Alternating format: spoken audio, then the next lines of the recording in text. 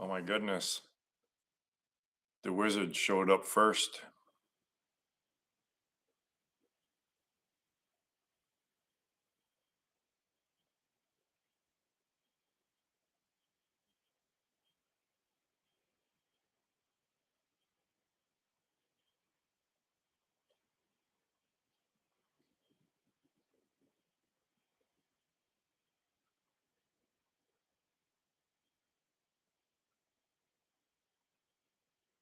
Peter must be the cleric.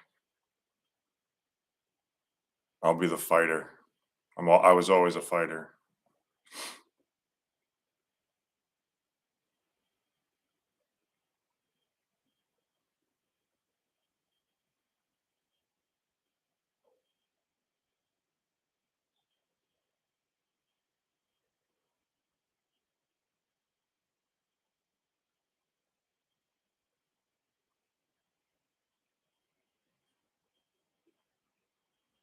You strike me as a D&D guy. Did you ever play D&D? Do you still play D&D?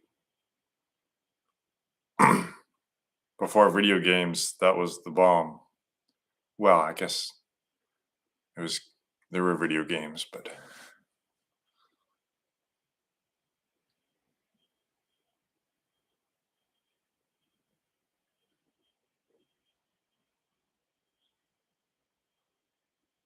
hmm.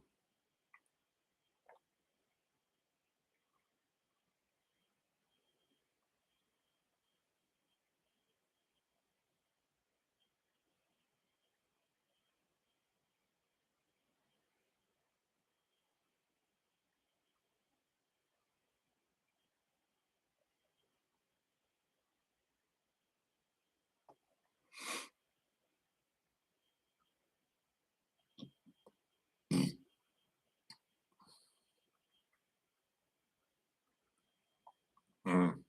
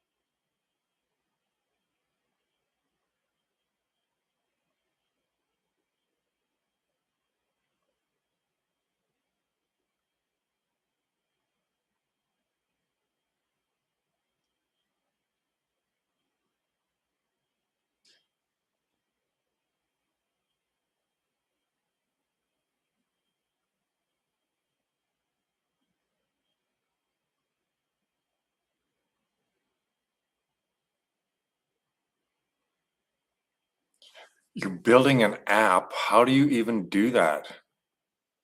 I can barely access my emails.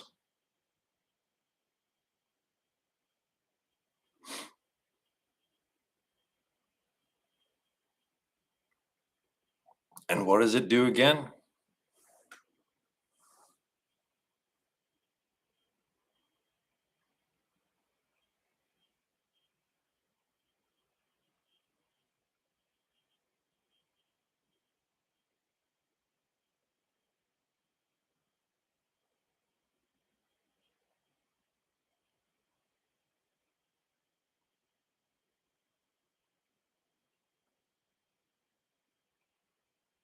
Vibe code. Well, la ti da.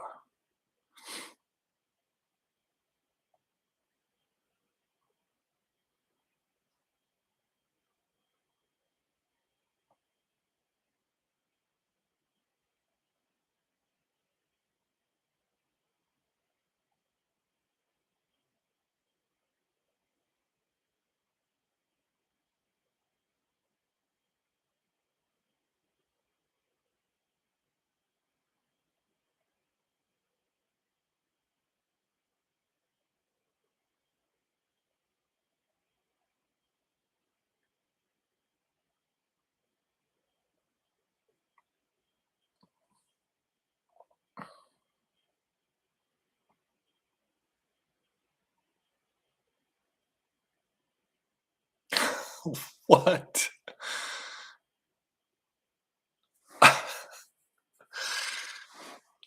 You are so smart. SMRT.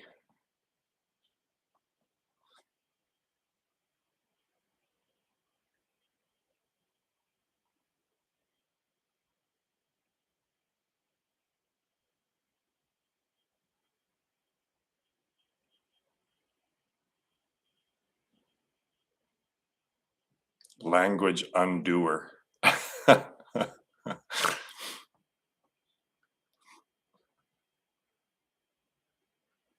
Hmm.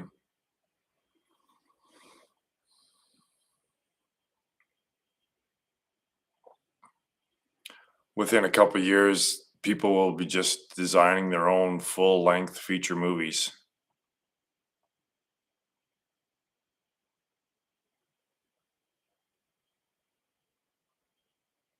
and probably video games.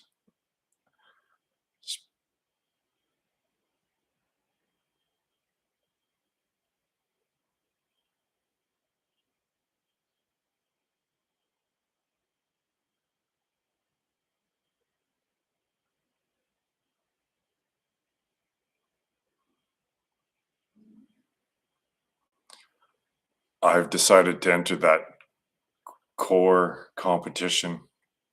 So I've been working on I sent you something, but it was like the first day that I worked on it, and I've eclipsed that writing by quite a bit. But I'm pretty excited about it. Like I'm describing, like explaining, right? That's the idea is you're explaining a pre-existing concept, and I'm explaining the imaginary unit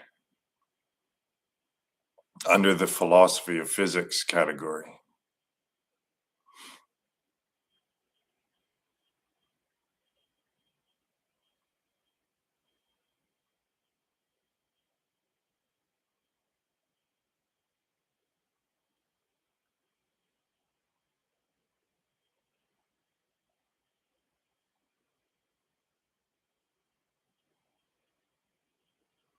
See, I think math is the process of moving into higher degrees of abstraction.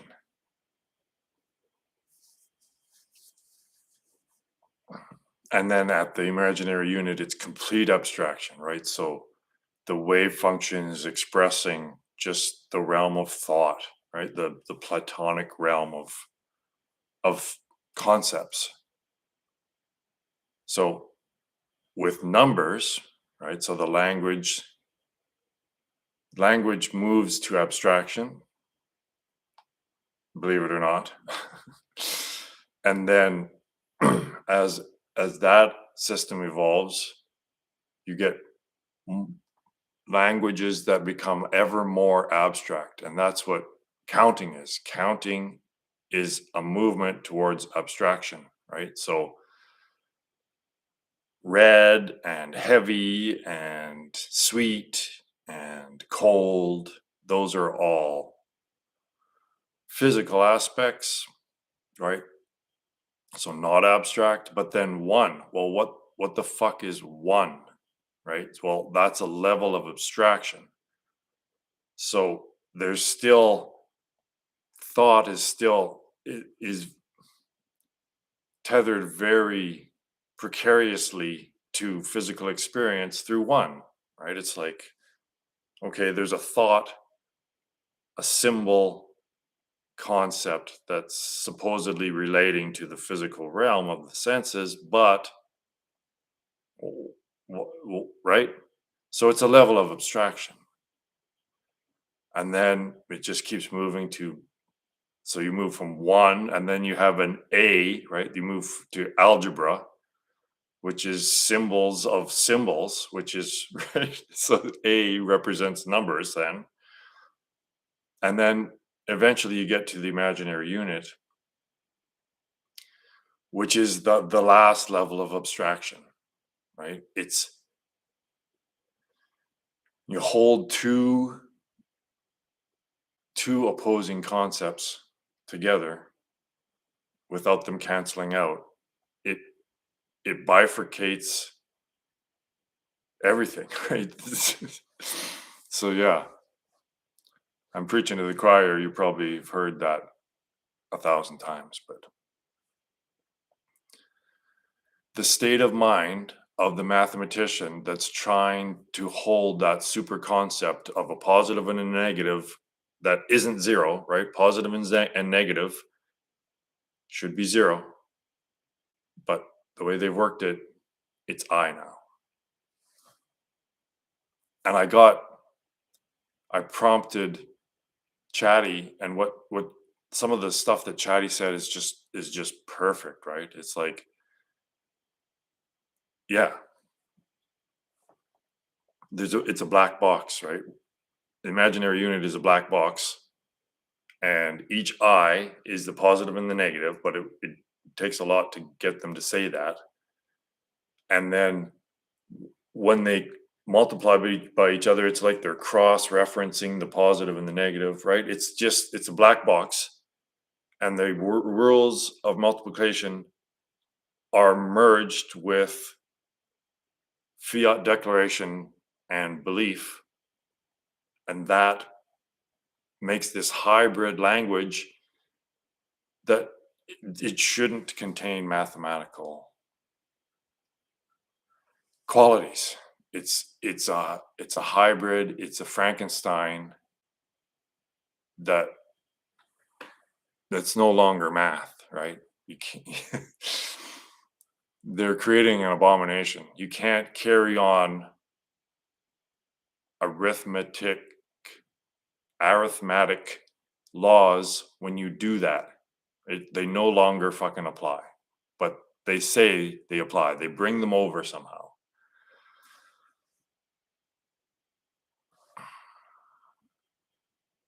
So the challenge of trying to get people to understand that something is inconceivable, right? So you try to get people to understand that they can't understand this.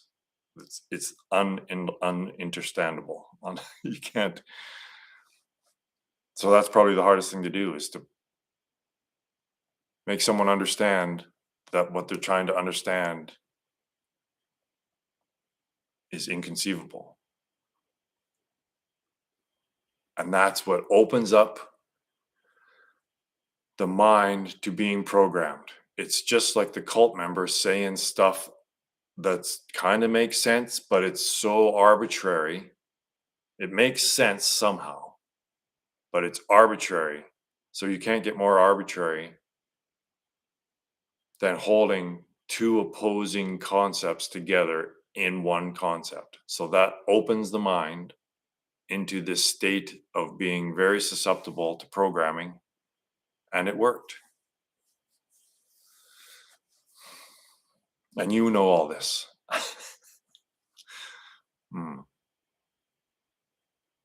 but it's a big deal, right?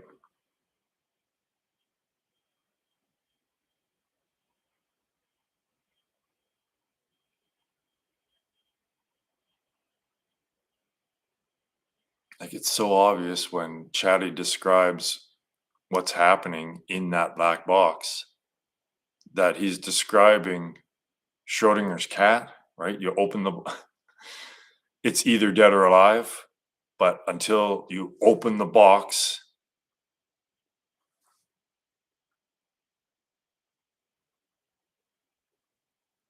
and that's exactly what I is, right? I finally is symbolism coming full circle, and they're trying to describe God.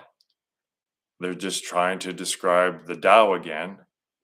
And when they do that, it requires two rows. Like it fits perfectly, right? It's I is the symbol for duality.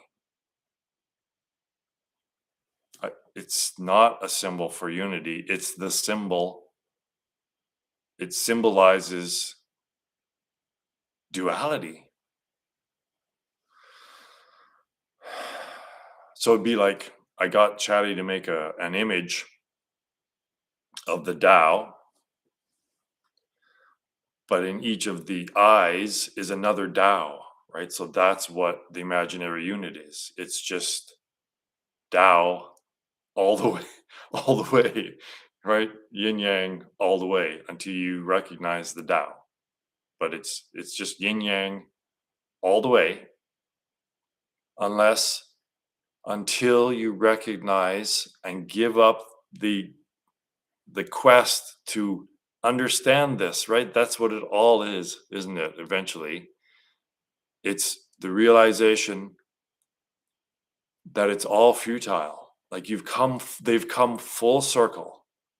2,500 years, Taoism. They've come full circle back to Taoism, right? So just abide in the state prior to, prior to thought, prior to symbol, prior to abstraction.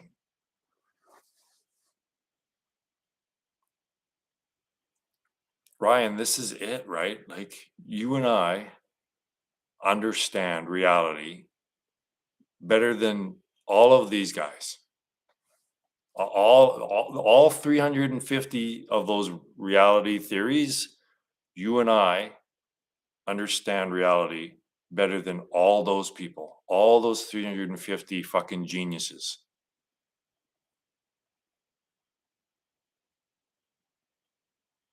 And I even go into why, right? You have to go into why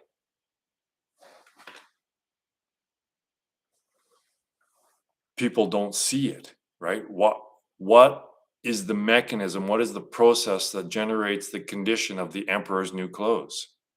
So I go into that too, right? Like that's what the whole open, right? Trying to hold two opposing concepts into one super concept simultaneously, that is part of the programming, right? That is the condition that allows one to be programmed to not see the nakedness. It's perfect. It just so it's so obvious that I think that it's so obvious to me and to you that the very fact that people can't see it is just further proof of their deep state of delusion, correct? Like, how can you not fucking see this? Yeah. So it just proves itself, and everything proves everything is proving it. Even if people don't see it, even the people not seeing it is proof of the theory itself. It's just, there's no way it can be wrong. There's absolutely no way this can be false. It can't be wrong. So this whole idea of falsifying things, well, how could truth be possibly falsified, Ryan? Right? Isn't that right? How could an absolute truth like be falsified? Well, it can't because it's not fucking false. It's true.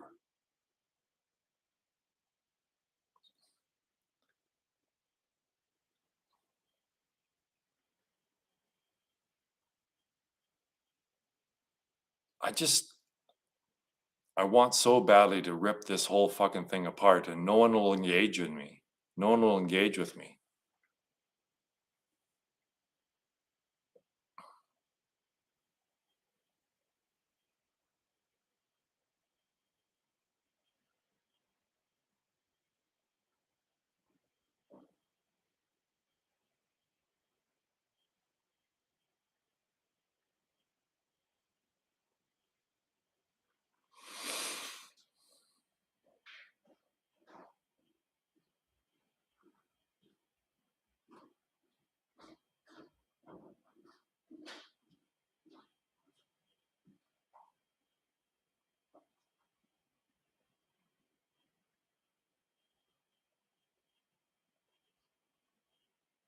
Mm.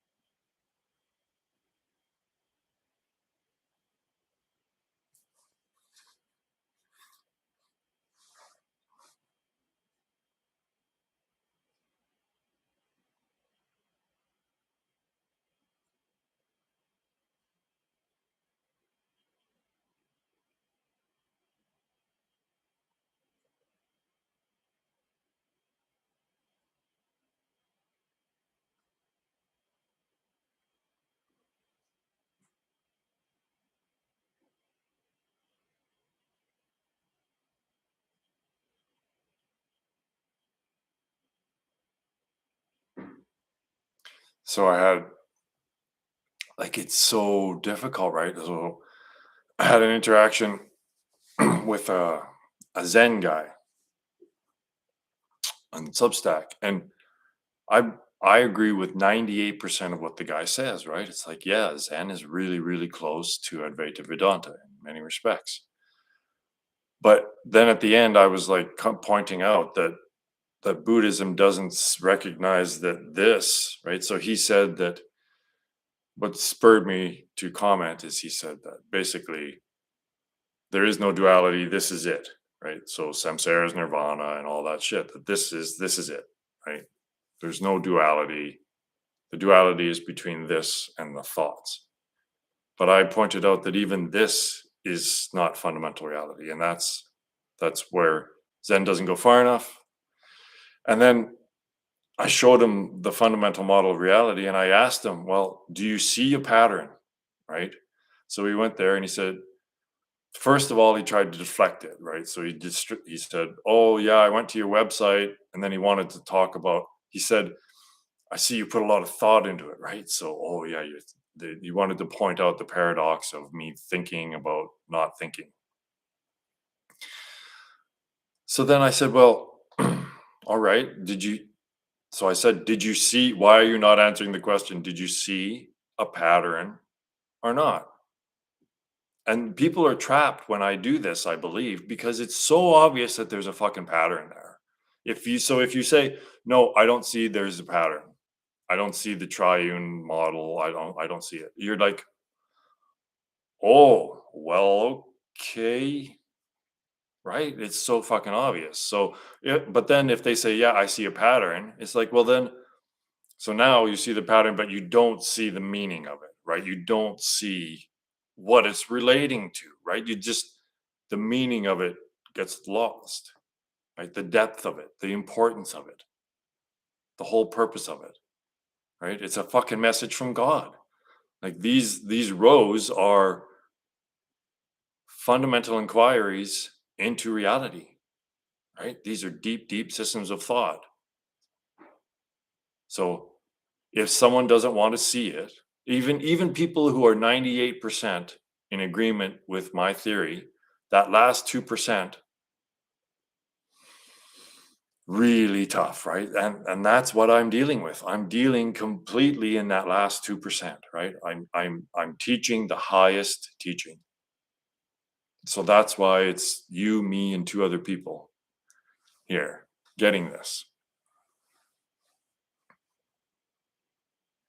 It all makes perfect sense that something this important and transformative is also that difficult to accept for people who are in delusion to recognize.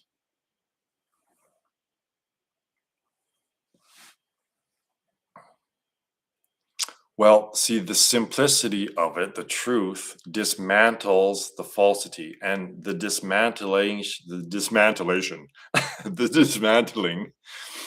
of the falsity. Well, that's the complexity, right? You're watching the dominoes fall, and it's or the house of cards collapse, and it's all very complicated.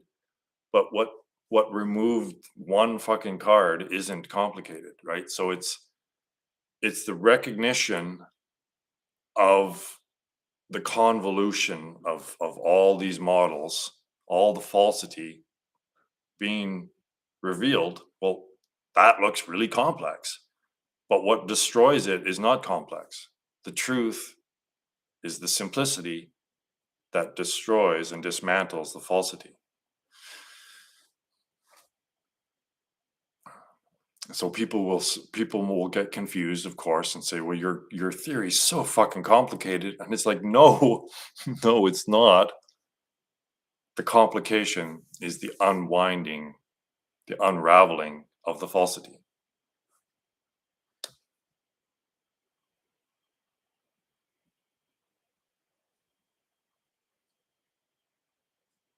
Yes, it's true, right? Like, it just keeps revealing itself. Oh yeah, well, this is why. Like, I predicted all this collapse, a few years ago, and it's just going to get worse, right? I was kind of hoping World War III wouldn't start so soon.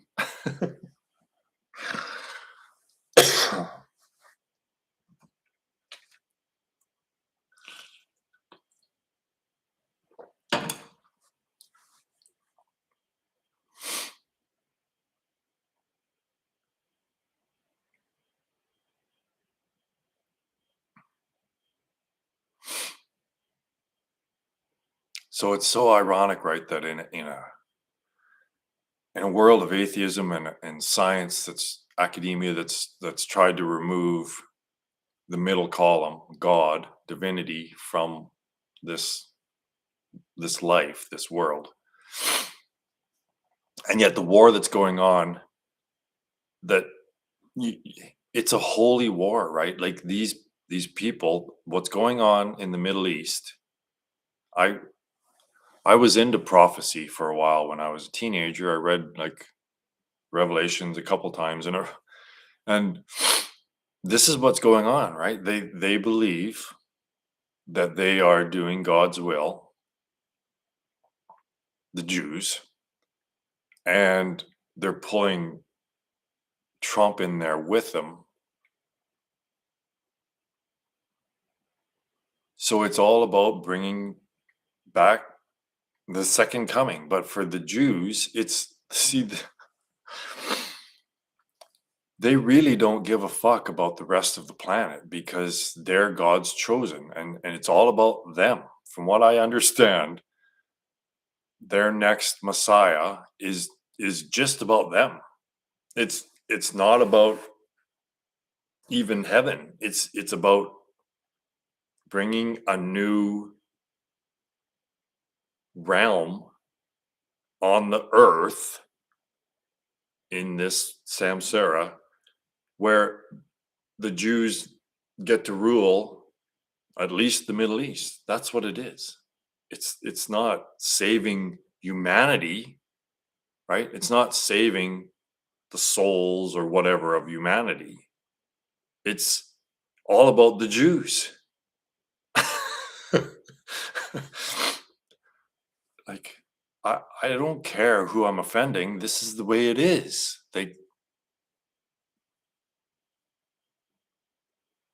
So it's a self-fulfilling prophecy. How many times have we done this? How many times have we done this? It's all in the Bible, right? This is a self-fulfilling prophecy. It's like, yeah, this is the seventh time we've destroyed and rebuilt Zion. That type of a thing going on. I don't want to be part of that game. It's ridiculous.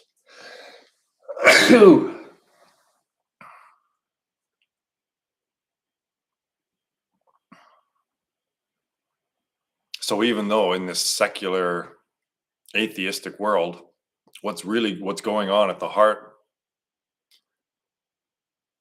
of what's going on in the Middle East is religious. It's all religious. Religious, not spiritual.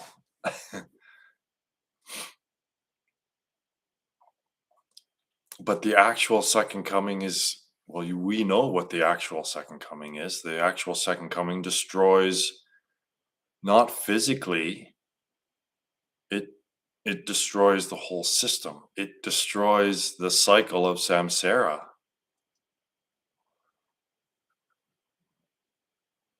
It destroys everything that's false, and everything that's false is continuing the cycle.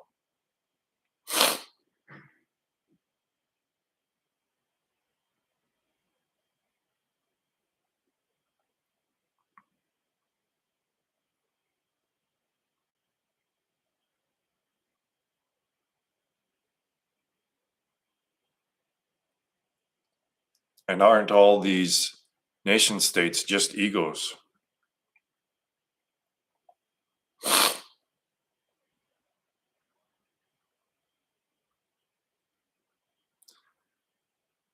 See, it's just deception. Like the words that come out of Trump's mouth are meaningless. He says things, and then just that it doesn't matter. He never follows through on them. He was going to end the forever wars, and he's the biggest warmonger of all of them now. So words don't mean anything anymore. Like to people don't understand.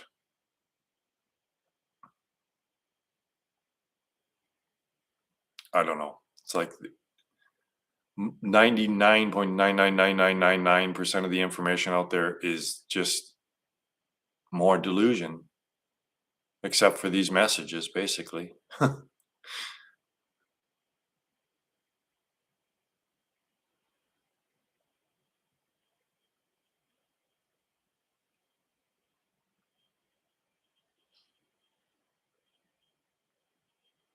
So to finish the story about the Zen guy, he couldn't admit that there was a God, right? It's like, yeah, I see the pattern, but that doesn't mean there's a God. Like, well, okay. If you don't want to see it, then you won't see it, and you'll remain in ignorance.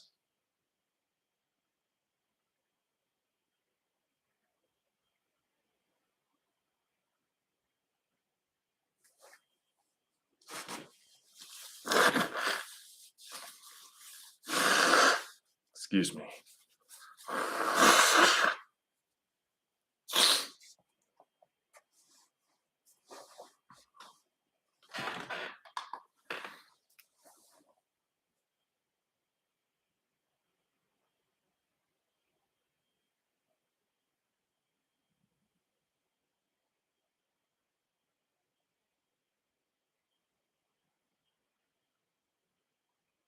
Yeah, yeah.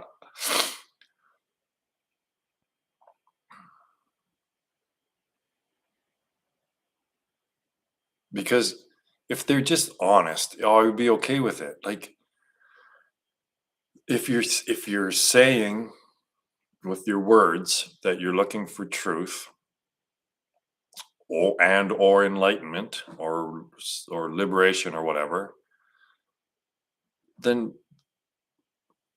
when the truth and the path to liberation is revealed to you and you deny it, then stop lying. Like it's okay. Like if you just say, I just want to keep playing in this game, I would say, okay, that's great. That there's nothing wrong with continuing to play the game.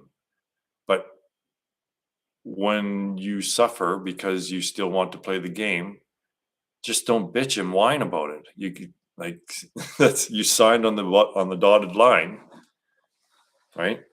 Every high, every high has a low, every up has a down, every positive has a negative.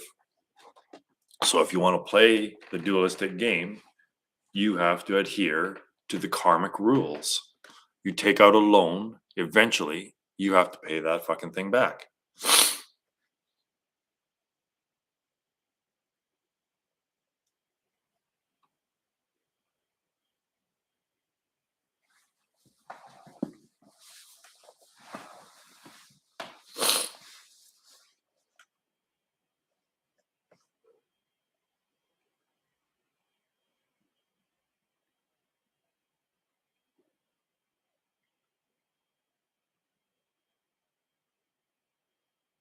So what is it like to abide in the state prior to thought? Well, this is it. This is why I sit here every weekend for an hour or two or three,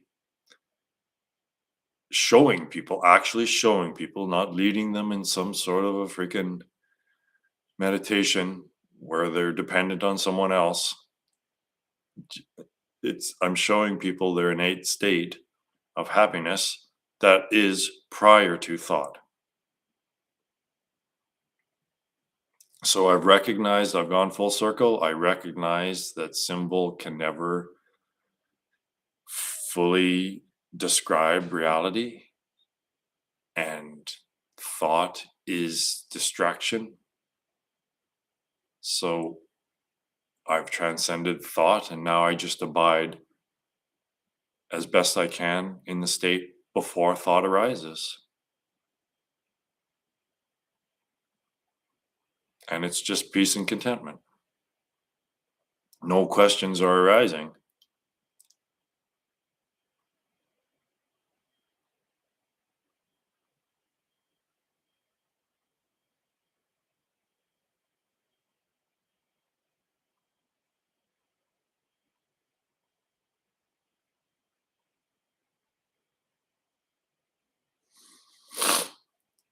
So the news is no one's coming to save you, and the news also is that you are completely capable of saving yourself.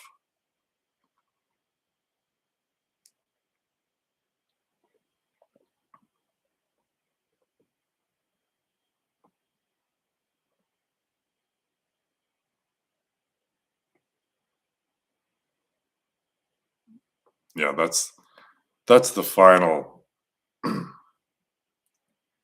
irony of it, and humor in it is that even when I tell people why they can't see what I'm showing them, they still can't see it.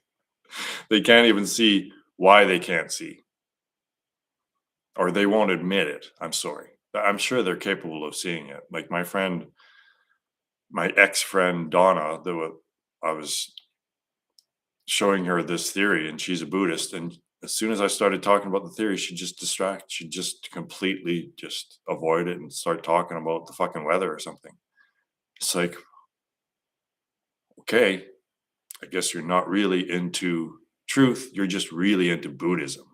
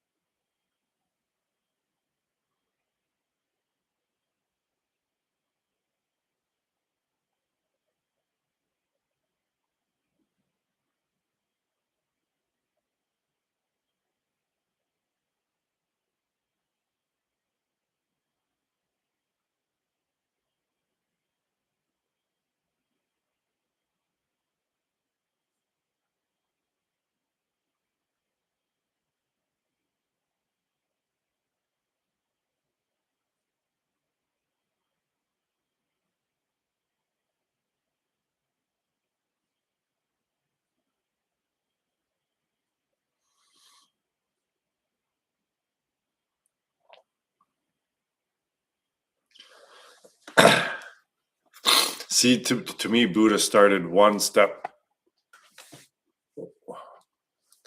He should have started one step back. So he said, he started at desire, and I started, well, why is there desire? I think that people maybe didn't get Buddha. I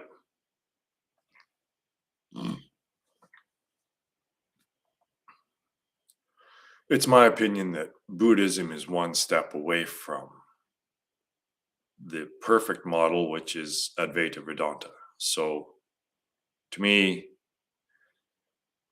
you're kind of, this is going to piss some people off, but you know, that's kind of what I do. Um, the more you get, the further you get these theories and these systems of thought, inquiries, religions, whatever, the more it's not evolution, it's devolution. So Buddhism is one step away from Advaita Vedanta. Well, Hinduism, as it expands, it starts at Advaita Vedanta, basically.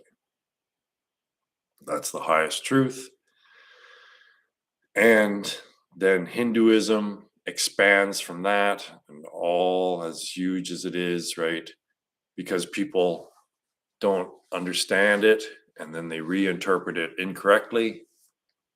And then someone reinterprets that interpretation a little bit off, and then you get Buddhism, and then someone interprets maybe Buddhism a little bit off, and then they get Christianity, and then Christianity's probably Christianity, Islam, um, the other guys, Muslims. They're at the end, right? Like that's the furthest religion away, because it's all conflict, isn't it? It's the you don't see the Buddhists fighting that much, or the Hindus fighting that much. It's the Muslims and the freaking Christians and the Jews. They're all ones that are causing all these wars all the time, fighting to the death and trying to make all this change in the world. So it just shows how it just keeps getting more wrong.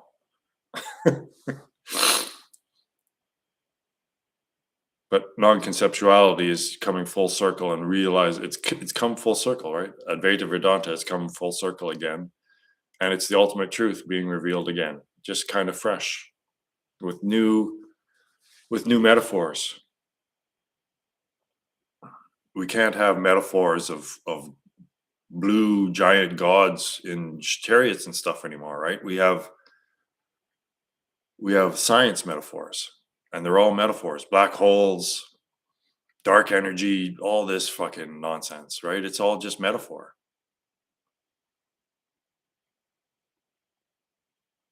So non-conceptuality is Advaita Vedanta with updated metaphors.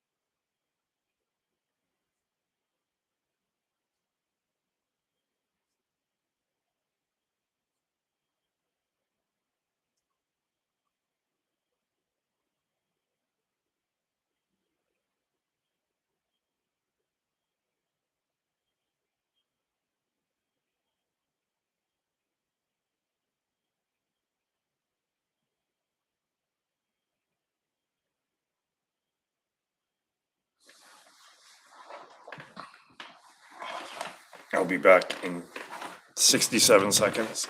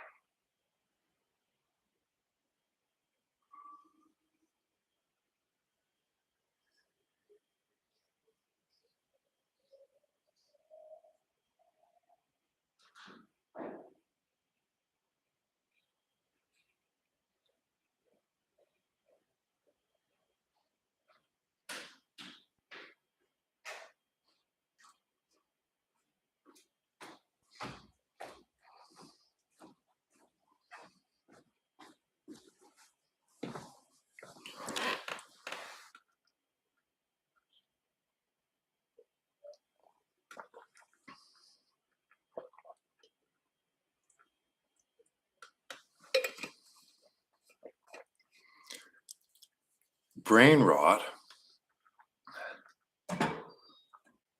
Oh no, I left the fridge open.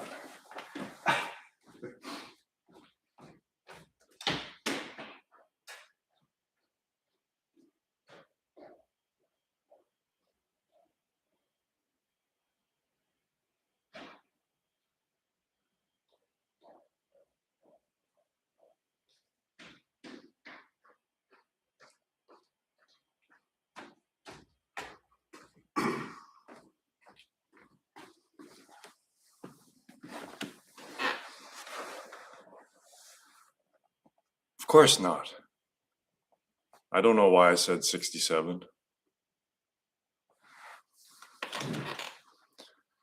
The kids have a vocabulary that it doesn't even relate to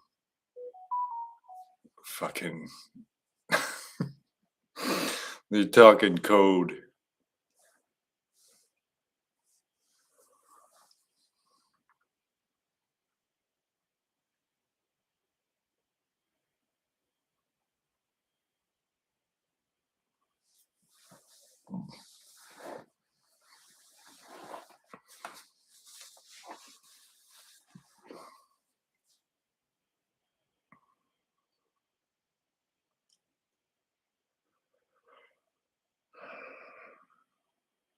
It depends where a person is. I never took that path. I can't even talk about, like, I guess I'm completely Ghana. Is that what it's called? Guyana? I took the mind path, not the devotion path. So I can't even really talk about that. I'm a very narrowly focused teacher.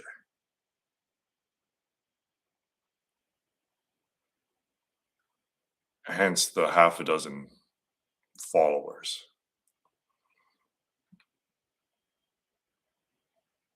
I don't find it interesting to quote unquote teach these lower levels. I it's nothing. I'm not. There's no judgment there. I'm just naturally inclined to teach at PhD levels of spirituality.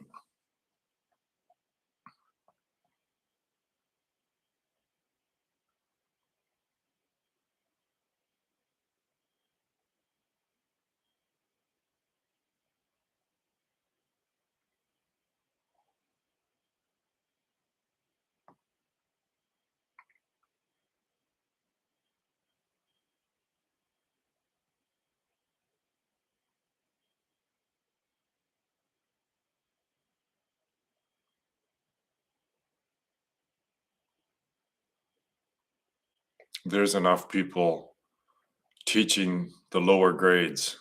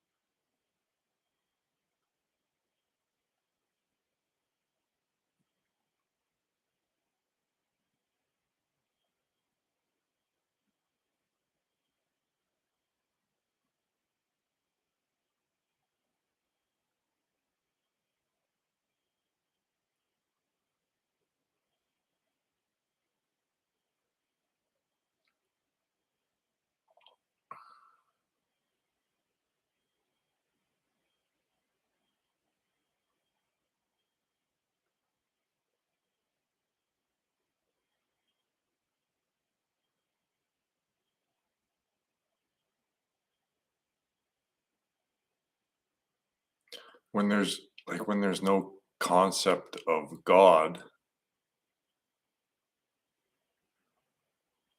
I guess then there's just being. So, right, when the path of bhakti, there has to be this subtle separation between self and God, and that has to close eventually.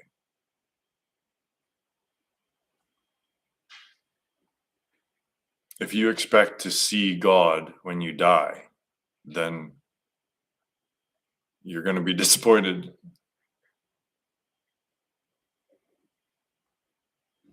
And if you do see God when you die, then that's still, you're just imagining things.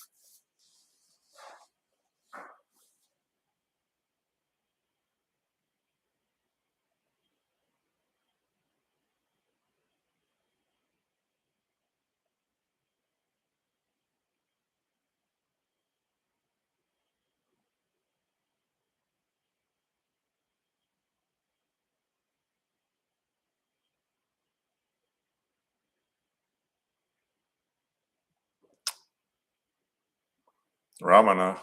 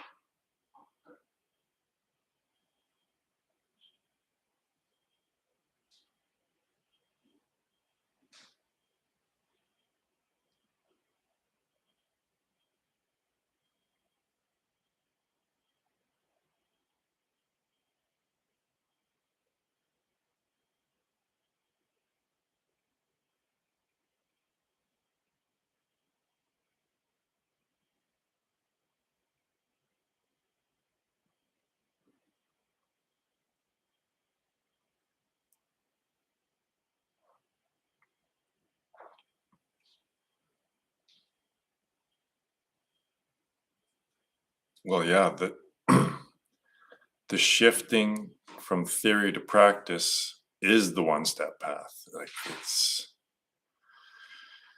you have to make that shift from theory to practice.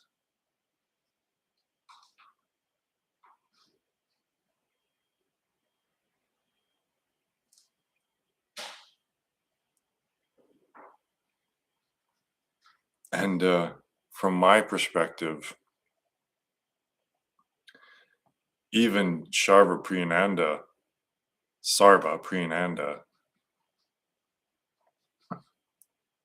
he's too much theory, in my opinion. And he's the poster child nowadays, and rightly so, for Advaita Vedanta. He's awesome. And top heavy on the theory, in my opinion. Because even in Advaita Vedanta, man, there's still this knowledge, right? Knowledge that's the old teaching is about knowledge, but it's not an intellectual knowing, right? It's finding the self. So again, his version of Advaita Vedanta isn't really Ramana Maharshi. It's some other dude. I can't remember their names, but it's it's Ramana realized enlightenment first, and then oh yeah, this Advaita Vedanta stuff fits my experience, right? So he didn't come to his liberation through the teaching of Advaita Vedanta. The teaching of Advaita Vedanta just happened to align with his experience. So that's, I think, so Sarva Priyananda, he was brought up in that lineage, right? And I jumped straight to Ramana. So this is why I believe just the subtle difference. The more I stress the importance of the practice rather than all the talking that he does. He does a lot of talking, and even his meditations are guided. Right? I never see him sit here like I do in stillness. So he's appealing more to the crowd, right? To the lower, quote unquote, lower grades.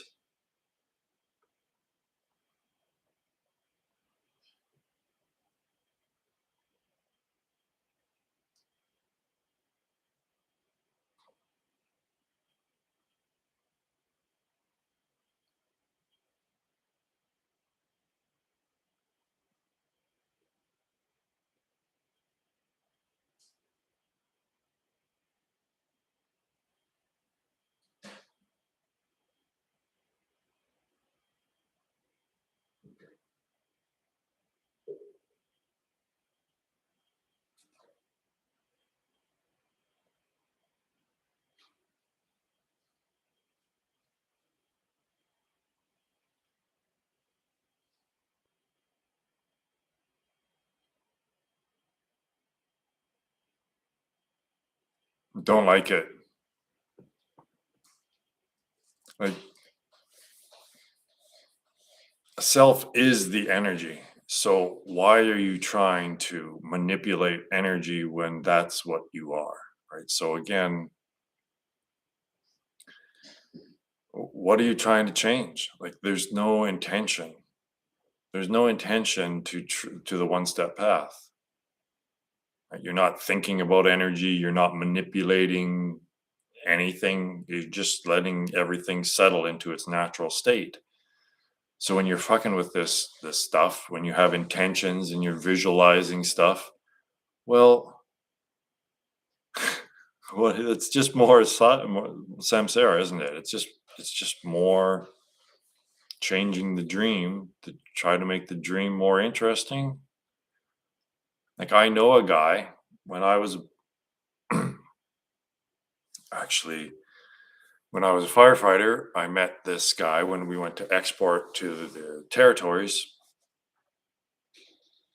and he was a Buddhist, pretty advanced Buddhist, lots of meditation and stuff, but he was into this energy stuff, right? And I introduced him to Ramana Maharshi, and we got to be pretty good friends in this like 2 weeks, 3 weeks that we were up there. And we were in contact after that for a while, and then he went crazy. He literally said, "Well, I went a little crazy, and now I'm just gonna like do drugs and party and have sex with a bunch of girls and stuff like that." Like he went off kind of the deep end, and he accused me. He said, "Well, you shouldn't told me about this Ramana Maharshi stuff is so powerful. You should have told me, warned me about it." I'm like, "Well, you're the one doing this energy stuff that's incorporating what I'm showing you into this energy stuff. And so, yeah, okay, you have this Kundalini experience." Yeah, it's like, well, you shouldn't have been like, I didn't say that you incorporate your theory, your whatever you're doing, your process, your Kundalini stuff, your energy stuff with Ramana stuff. No. So it's like, yeah, it's powerful, but you don't do anything with the power, right? That's the thing, is that,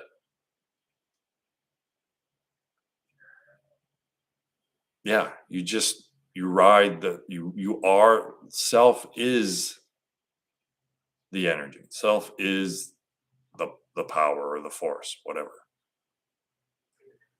Hi, there's Callie. Come on.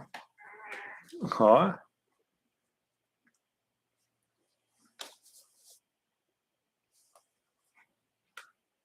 You want to say hi?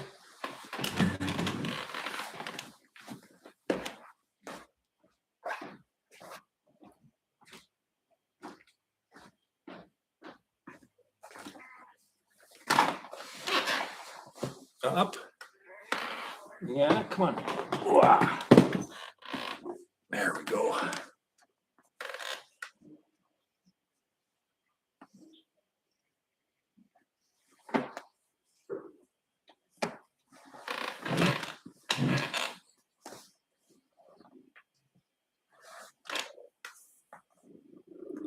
Callie, the destroyer of illusion.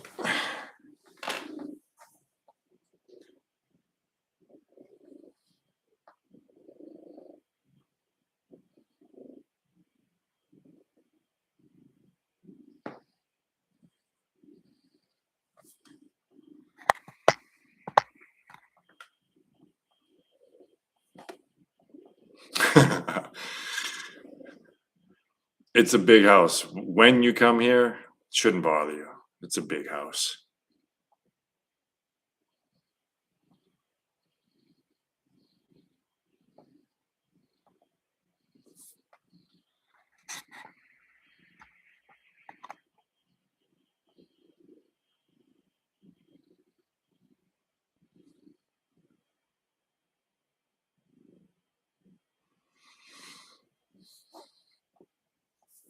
So, speaking of coming here, I believe that I put it in Peter's head that October 10th might be a good date.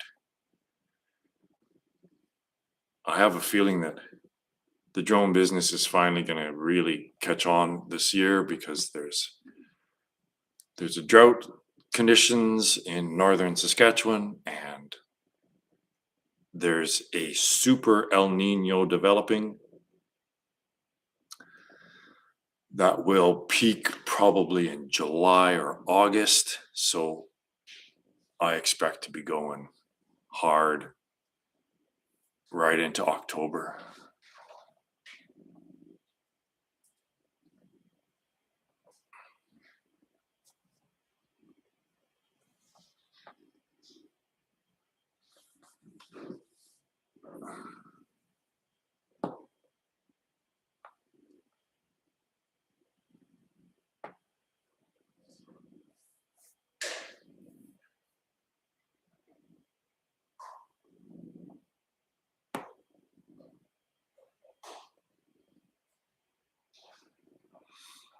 So I'd like to arrange for 3 people to come together at once and make it the first one of these ego cleanse spiritual retreats. And then if if I get some positive reviews, then maybe that could get it rolling.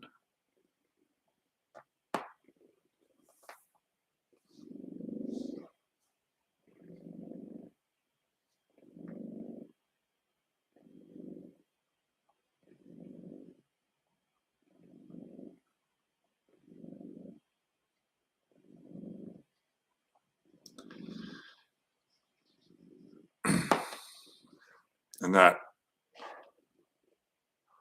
I believe the deadline for the core contest is middle of May. So when I win that,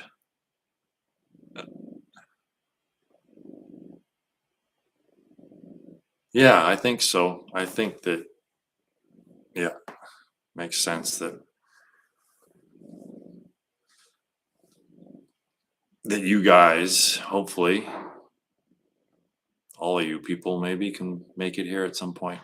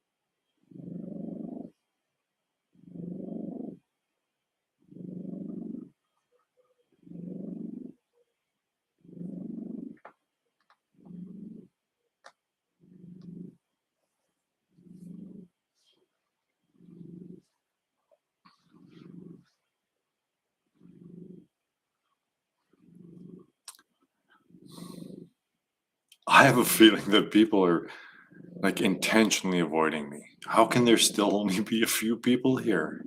Right? Like, it's so wild, dudes. To like to understand what we understand and to just have no one show up to understand the greatest mysteries of the universe. No one wants to actually understand it. No one wants it to be revealed. It's wild.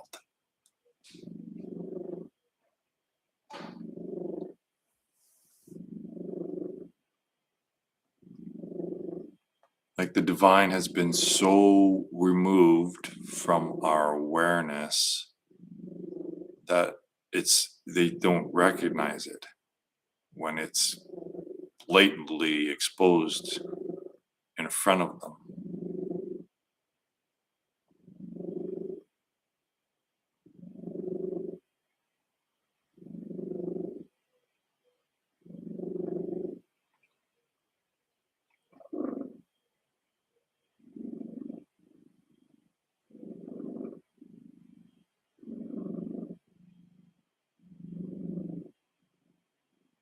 It's as miraculous to get these people to see intellectually, I guess, conceptually what I'm trying to show them as Jesus healing the blind man. It's as much of a miracle to get someone to see and accept the truth.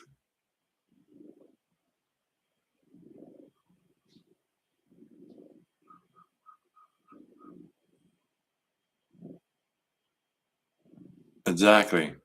I know, right? So there's a threshold, and it's just like gravity, right? There's the same system going on. Is that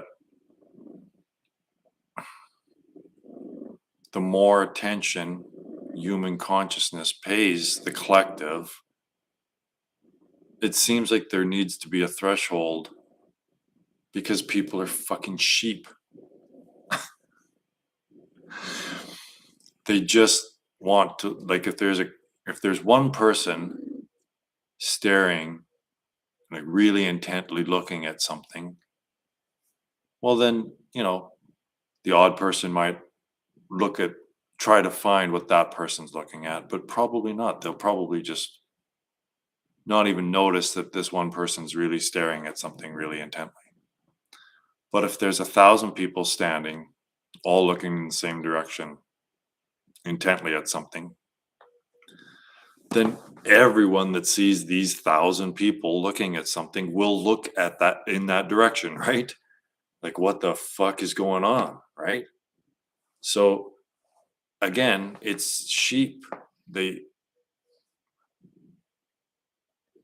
just, it's so difficult at the end here when everyone's so programmed. It's so challenging, right? Oh,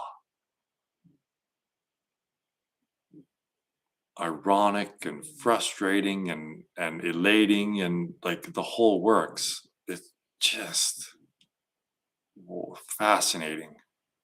The whole situation is fascinating. To see and understand the whole emperor's new clothes condition applying to all of humanity. It's just a wow.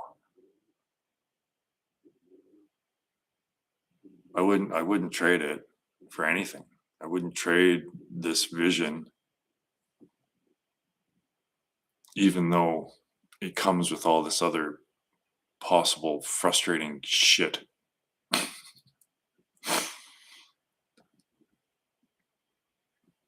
Cassandra, right? The blessing, is it a blessing or a curse to know, to be able to see everything so clearly and yet have no one believe you when you tell them what you see? It's uh, perfect.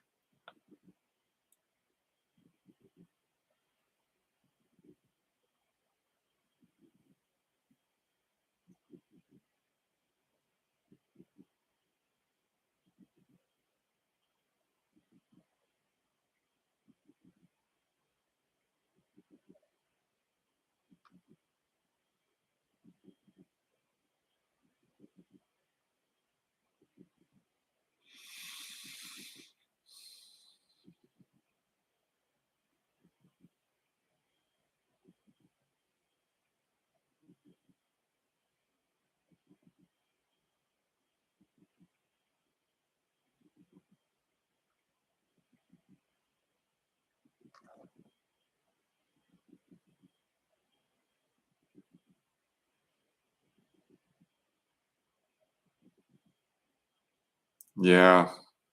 Well, I try to fit the narratives, right? If this is true, all this stuff I'm saying, then it should be able to contain just about all the narratives, right? That are all the metaphors that are accurate. And I think that the whole tree of life, tree of knowledge metaphors in the Bible, they're accurate. They're bang on. So I've just yeah, so well, there was the warning. First of all, don't eat from this, right? Don't. Okay, well, now that you said that, of course, I'm going to. You shouldn't have mentioned anything to begin with, but that's like a an Easter egg or something that in the game that if you bite, if you bite on the lure,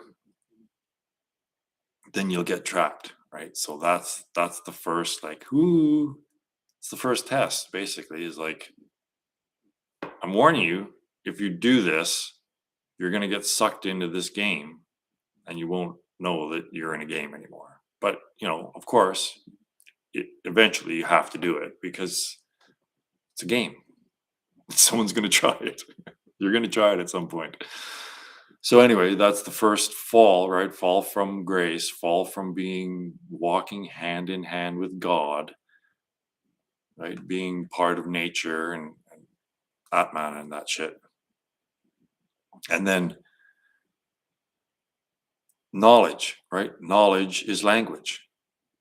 Knowledge is language. Let's just put that way. So once you get into symbolism, then that separates you from God and creates the appearance of duality, which is good and evil. Good and evil is a symbol of duality, right? An expression of duality. So there you go. So then in that, if then in that state you discover the tree of life and live forever, then you'll be trapped. It's not that God, who refers to themselves as we, by the way, in this story, they recognize, man, we're trapped. We don't know how to get out. We're we're trying to prevent the next iteration from us doing this again, right? It's like a Star Trek episode. So the safety mechanism is like, all right, well, it's a race. And I think that a certain amount, I don't know how you quantify the collective human consciousness and where that awareness is, but it's moving into, quote unquote, moving into the digital realm, right? Accepting the digital realm as fundamental reality, and that self is the hardware and software of the system. So there's no biological death, right? In as a digital character. So there you go. There's the tree of life. There's no more biological death, but that trade-off means that you're in a lower level. You're in a lower level of self-awareness. This is a devolving. You're devolving. So, like, the flaming sword, I have interpreted the message as the flaming sword that points in all directions to be the sun. And it points in all directions, right? And the flaming sword would be a coronal mass ejection. It's a good narrative. It really fits really well with my entire theory. So the Bible and its prophecies go hand in glove with my theory and its prophecies, predictions.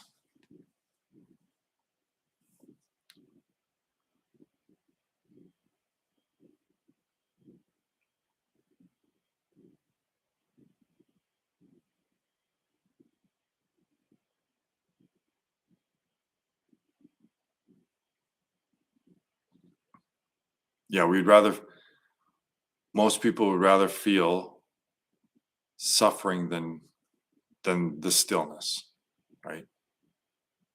Because we've been programmed to think that the stillness is nothing. It's a lack. You don't exist in this. You're not there in the stillness, but the stillness is you.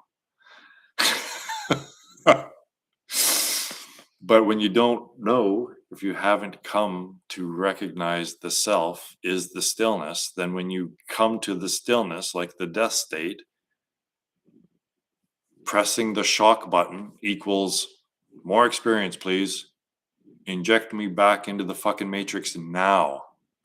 Or make sure I can't remember, right?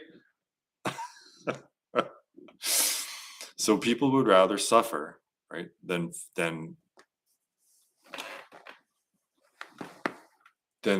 experience the divine.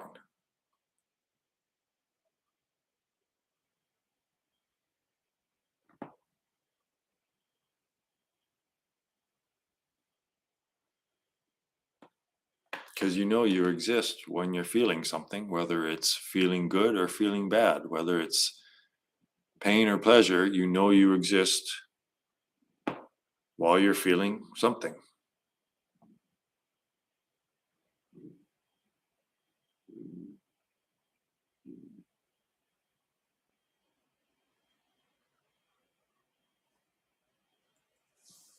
It's hard to find the divine now because we've been programmed that just to not see it.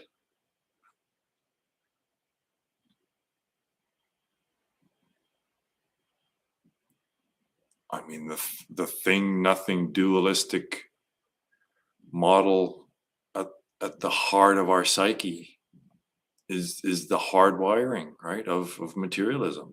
If it's not a thing that you can feel or touch or measure, then it simply can't exist. It's just nuts. So that not only negates divinity, it negates all of subjective experience. All of the non-things can't possibly exist because they're just nothing, right? So there you get the extreme of materialists saying that there's no fucking self or that reality is an illusion. What?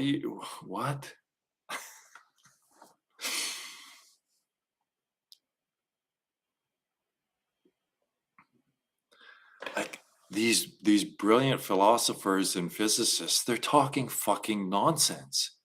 Like it's embarrassing.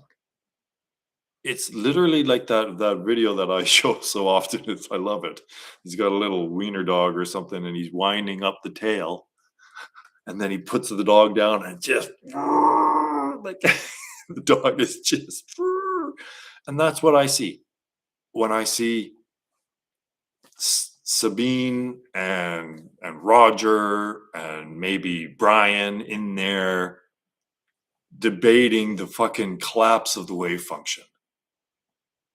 And they're supposed to be like the most brilliant people on the planet that millions of people listen to every fucking day. And it's embarrassing. They look like idiots to me, right? Like you're blind. You're blind people feeling an elephant.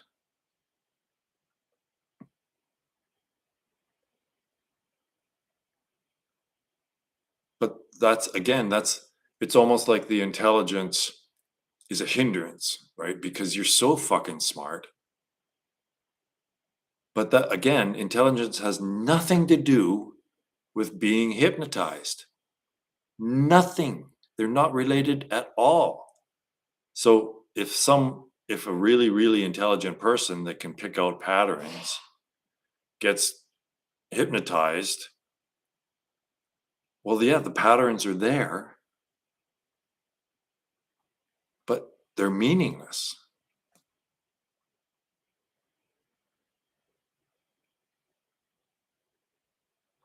So I think, yeah, the and especially because it's such a huge community, right? It's all of fucking academia. It's so hard to get out. I get it. Like, and it's at the same time that what I'm saying is so obvious and simple, and yet so difficult for people to see and accept.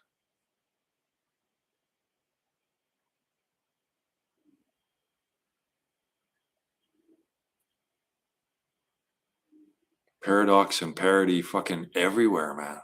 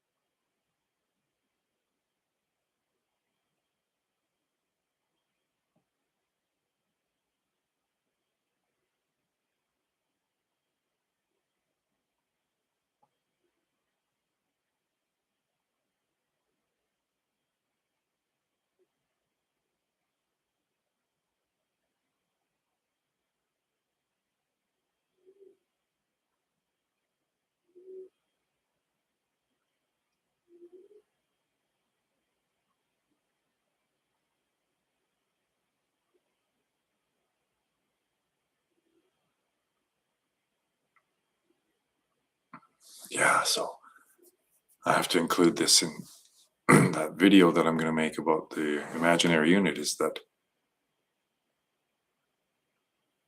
my explaining it is more explaining how it can't be explained. So it's my explanation of it is showing how it's inconceivable.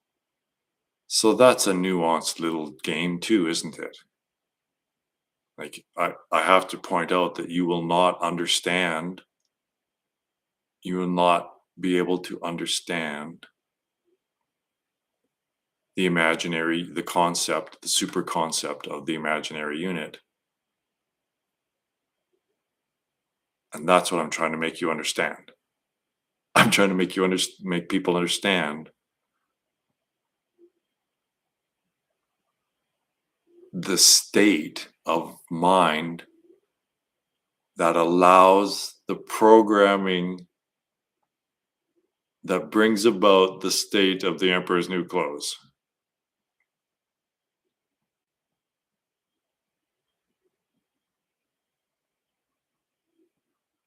And it's in the philosophy section, right? Category. So philosophers can talk like this, right? So we shouldn't be able to disallow it.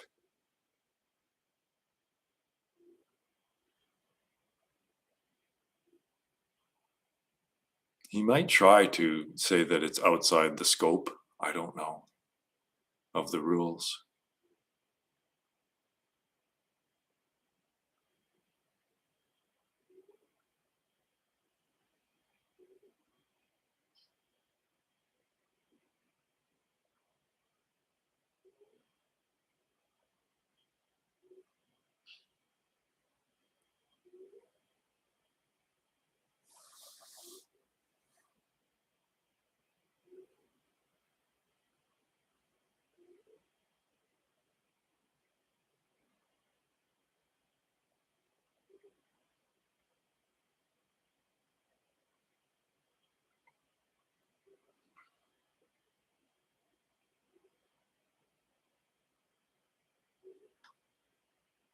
The final model reveals the futility of models. It, it's a surrender, right? You surrender the process when you realize where it leads and what it is and what's its actual purpose and what it's doing to us. So it's a letting go of the whole process. The process reveals the the truth reveals the futility and the actual purpose of the process of trying to understand. So again, you have to just abide in the state prior to thought,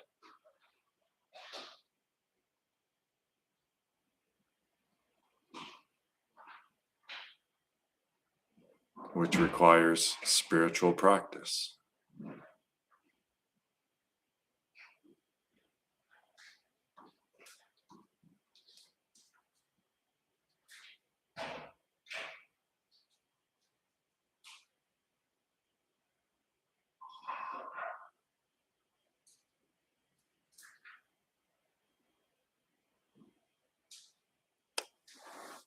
Like we're bringing God back.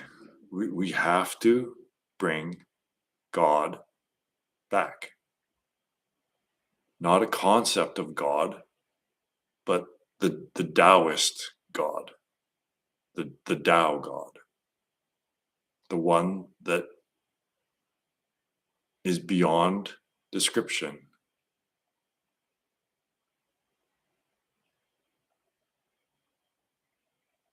That's the fucking message. You're God, and the way to realize that you're God is to transcend thought. That's the message. And then thought, of course, will try to convince the people that are coming across the fMOR that they don't see it right? That's what thought will do when it comes across this message telling people to transcend thought.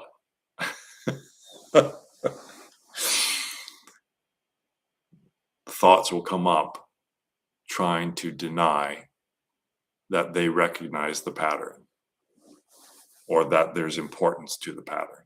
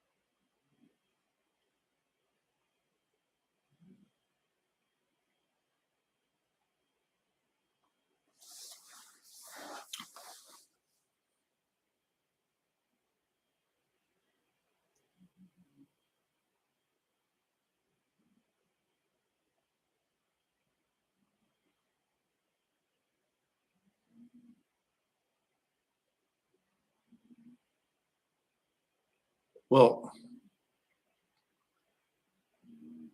yeah, I so if this inquiry can be called scientifically based, then the practice is the experiment testing the theory. You need to you need to test the theory, because the theory in and of itself is not the purpose.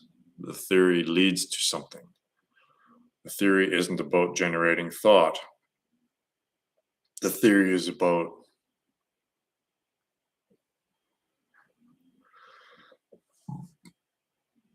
truth, I guess.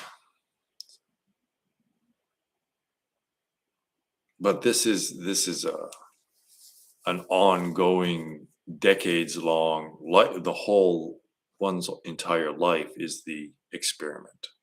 Right? One's own subjective experience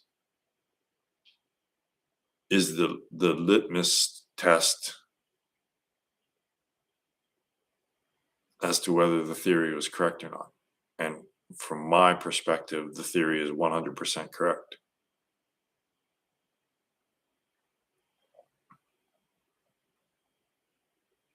But it takes, right, devotion, dedication for years, like for the rest of your life, not for years, not for decades, for your entire fucking life.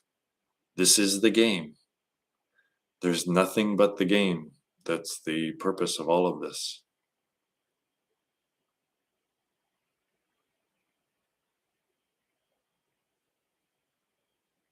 So the onus is on the individual to save themselves. There's no one coming to save you.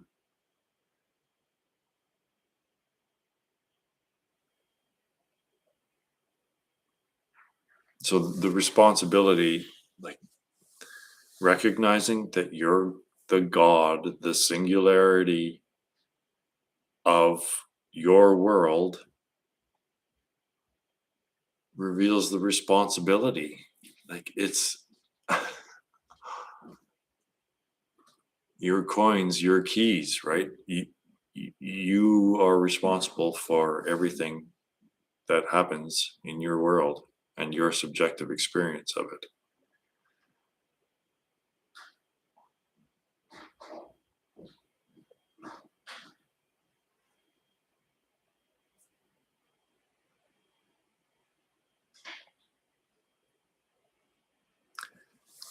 If you get sucked in, right? So it's this immediate, right? So it's this immediate and ubiquitous, is that people aren't aware of what's happening in this black box, but once you start looking in the box, you can recognize what's happening. Is that, again, just like that scene in the first Dune movie with the voice is the voice, right? The voice is the fucking voice, but they were transmitting that voice into someone, right, their thoughts into another person's consciousness.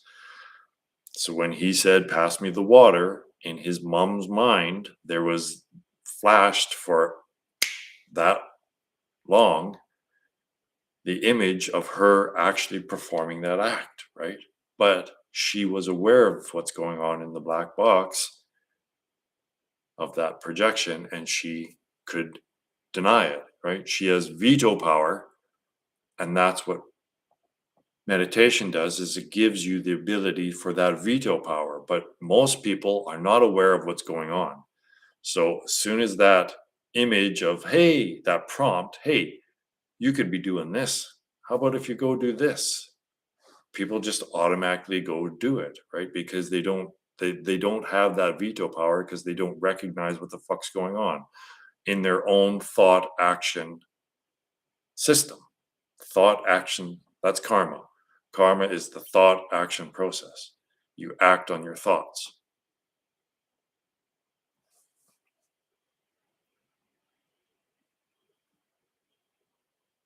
So you just don't get sucked into the game. It's like, hey, look at this. And you don't know. I just choose not to engage in the game anymore. I don't find it that interesting anymore. It's like the Mandelbrot set, right? It's like, yeah, you could watch it for 10 minutes and it's just like the most stunningly beautiful thing ever. And eventually you just, well, this is infinite. You recognize, oh, well, this is in literally infinite. So I could watch this forever. Like, okay, it's beautiful, but you just get bored of it eventually. It's like, yeah, okay. Like maybe I'll go for a walk outside now or just go for a sleep. Yeah. So the game, it's the finger trap, the Chinese finger trap. The more you try to do it the way you think, the more trapped you get.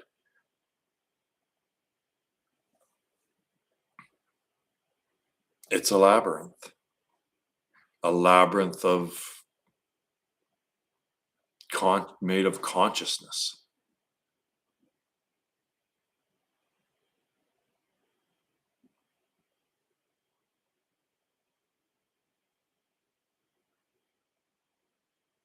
Yeah, so suffering is the recognition or the non-recognition, maybe, of the inherent unsubstantial nature of game.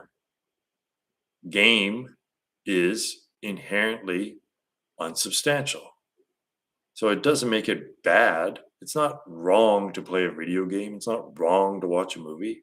It's just there's suffering involved because and the degree of the suffering varies, but it's all unsubstantial. So that's what suffering is. It's entertainment. Entertainment equals suffering because entertainment is just fluff. It's right. It's just entertainment. So don't expect to be satisfied from the game. It's just a temporary fun thing to do.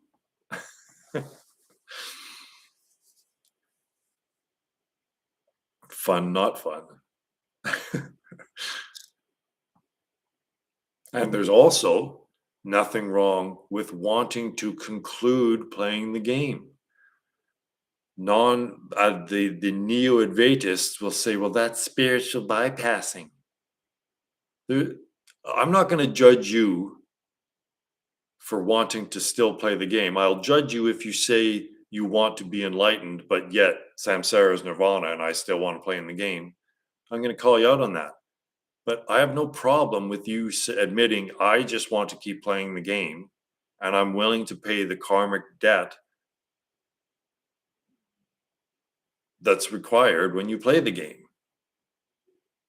Okay. But if you're fooling yourself and saying that you want enlightenment and truth and all this shit, then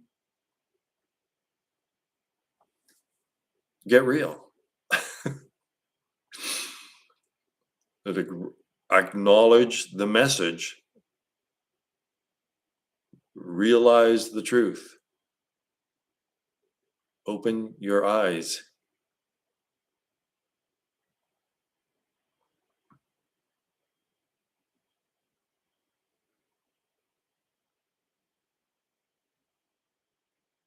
Be honest, be honest. Like, yeah, I really am enjoying this.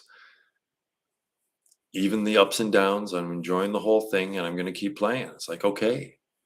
But for goodness sake, if you're going to keep playing the game, don't play a boring lower level. Don't go back and play the lower levels again. That's the digital realm. This you're going back. You're devolving to play lesser interesting game. Like it's less interesting. So if you adhere to the teaching that I'm suggesting, the practice of avoiding everything that mind has created and destroying mind and being just focused on I'm not even saying being focused on the self. So this is the Zen path. This is where I admit that Zen is awesome, is that it is continuing the natural evolution, what I believe leads us to become planetary consciousness, whatever that means, whatever it's like to be a planet. I believe that that's the next natural evolutionary step in the advancement of this game. You're making advancements. You're taking the natural path. So that doesn't even require taking your attention away from even the senses, right? So yeah, okay. Be Buddhist, be Zen, don't get the self, but take this to be fundamental reality. Okay. Just deny thoughts, please. Do not go into the next, do not go backwards into the digital realm and into thoughts. Stay in this five sensual realm. And when you die, don't think about shit. Stay here. And then you will advance when there's no more human lives to experience because we're all extinct. Then you will advance up instead of back, forward, out, expansion instead of contraction, inward, backwards. Yeah. So yeah, right?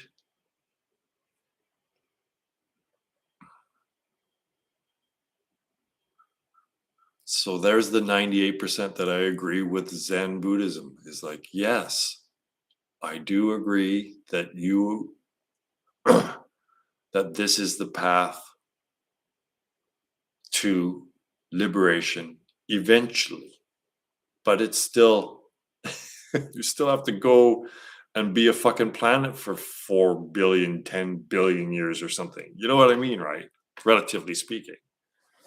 Whereas the one step path is immediate. Like you're done, right? I'm done. I don't even want to evolve anymore. I just want to be done. You have more options in the death state when you learn to control, when you learn to recognize the stillness.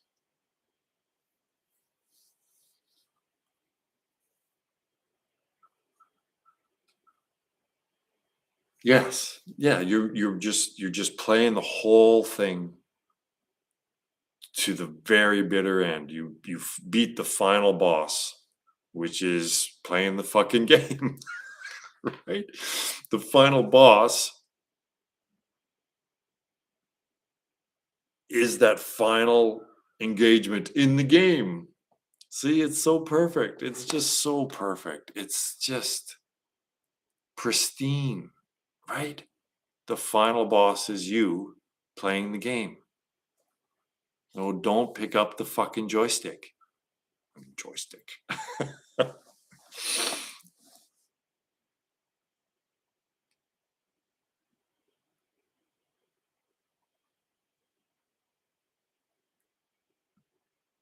And the one step path automatically aligns you in the natural, right? The continuing story. It's included. The Zen path is included in the Advaita path, but the Advaita path is not included in the Zen path. See what I mean? So you just naturally will evolve. If you don't quite make it to conclusion, at least you'll be on the natural path. Let go, let God, right? Jesus take the wheel.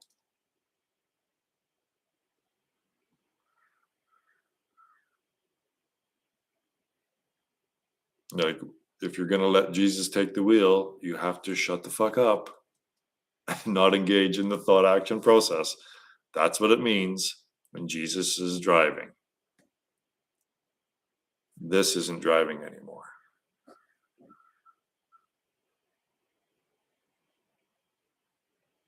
And that's true faith. True faith is just trusting that the the correct things, the natural things will happen when you're not fucking around with it. That's faith. Just faith that the universe knows what to do and it's perfectly balanced and it is the judge.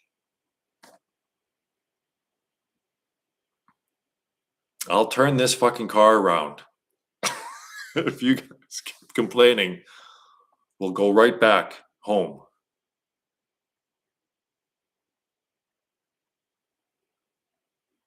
No, you have to take up your cross.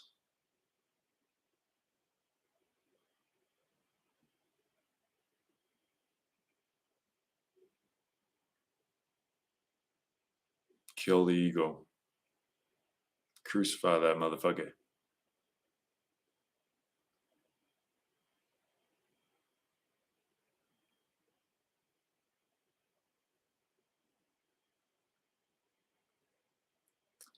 So when they're sitting zazen, they're focusing, well, vipassana and zazen is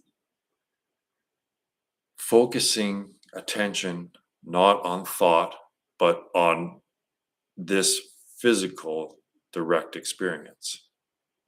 And that doesn't take you into mind, which devolves into basically eventually being looking out of the camera instead of into it, right? Taking self to be the hardware, software of the system. That's what happens if you follow mind, where just about all of human consciousness is doing. And Zen, at least, recognizes you need to transcend mind. This is my interpretation of it after being a Zen Buddhist for a decade. And so that's the natural, right? You just stay in this, like the animals, all of nature is doing, they're just staying in this sensual realm. And that is natural evolution. That's the path of natural evolution. So that's where Zen is right. And where Zen is incomplete is that they don't recognize that even this is finally also an illusion, right? Unsubstantial. So that's one step, that's another step back or higher in the meditation system, in meditation, where you take your attention even away from the senses, right? So it's, and I don't believe that isn't taught in Zen, but in Advaita Vedanta it is. So that's why Advaita Vedanta and the one-step path is the direct path to final liberation and enlightenment.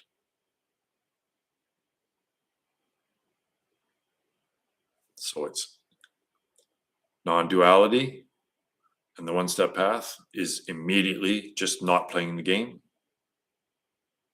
And Zen is playing the game correctly, so you're advancing. And probably Buddhism as a whole is playing the game correctly and advancing into higher degrees of self-awareness, levels of the game, if you want.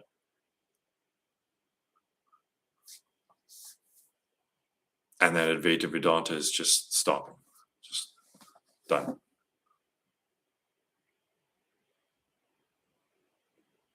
It's a perfect narrative. It all makes sense, right? So the final concluding theory of everything, or whatever you want to call it, theory of reality, you have to be able to understand the whole narrative, correct? This is what I'm saying, is that if you don't understand the whole package, the whole theory, my entire narrative covers fucking everything. There's no loose ends. So it has to be simple, because if you don't understand the whole thing, then you're basing it on belief. There can't be any belief, right? Oh, I just trust this. I don't really understand it, but I believe it to be true. No, that's a belief, right? You can't base your worldview on any beliefs.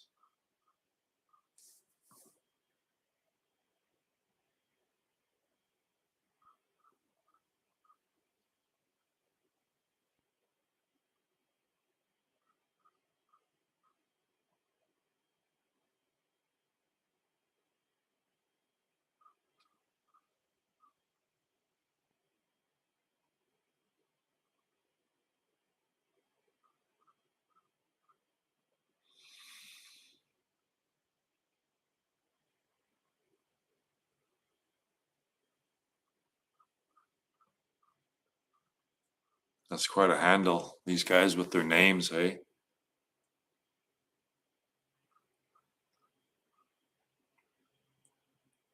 Yeah, the only phenomenon that can't be false, right? You start with an axiom that cannot literally be false. And I believe that axiom, the axiom, the ultimate absolute truth that can't possibly be false, is this is happening. Now, working with that and getting some sort of meaning from that takes a little work, maybe, but you can't possibly deny the statement, this is happening. So to me, that's where the honest and honest and absolutely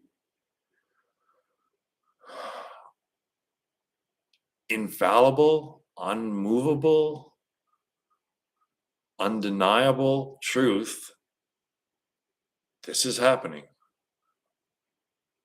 Now, as soon as you start getting into what this is, or how it's happening, or when it's happening, that's all speculation.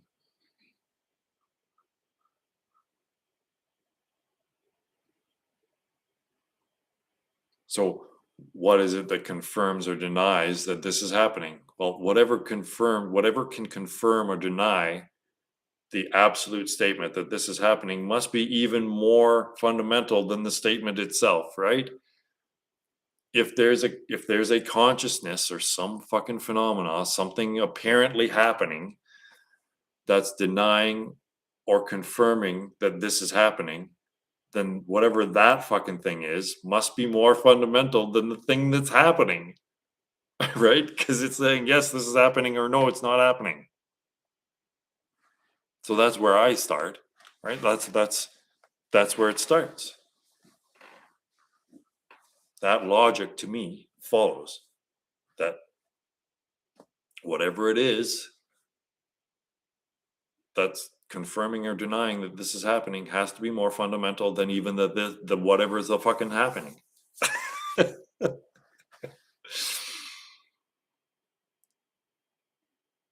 It's so simple. Like, what the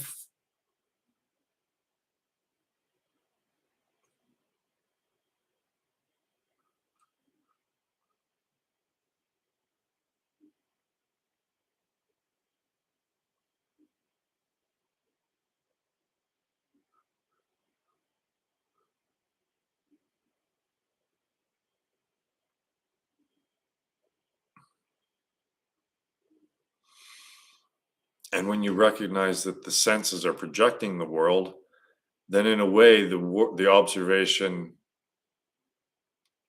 is the animating force.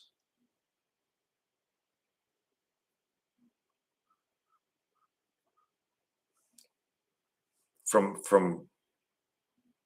us identifying as the protagonist in the story to being the reader of the story.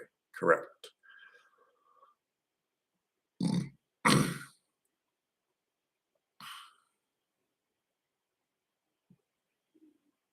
but God has found this protagonist in this story, whatever the protagonist is, your name here, has found its that story and that character so interesting that it's just like, yeah, I'm all in.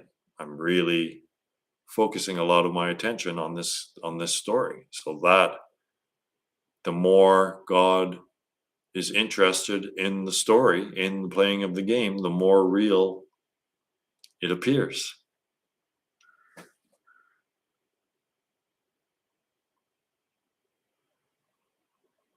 I can't fucking do that. I'm not doing. I know. I get it. Grow the long beard, maybe. Grow my hair out scraggly. I can't play games. I can't act. Even that freaking when I dressed up as Dr. Manhattan or Doctor, what did I call it? I can't even remember what I call that was a little bit tough for me to do. It's hard for me to play pretend, man.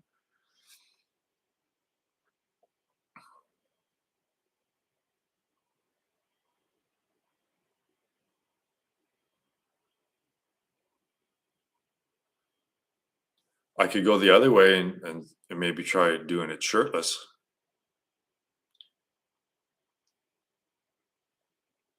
That was a lot of work.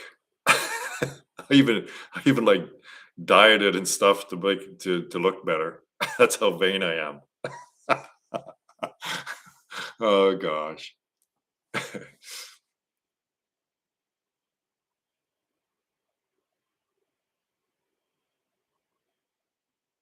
So what might happen, I could see this possibly happening, is that we'll get rich again and I'll just promote it. Right. I see a lot of these ads on YouTube or X or whatever where it's you just pay and it's promoted. But I could also win one of these 5 awards, right? Of the core contest and it could blow up from there. Like this is so huge.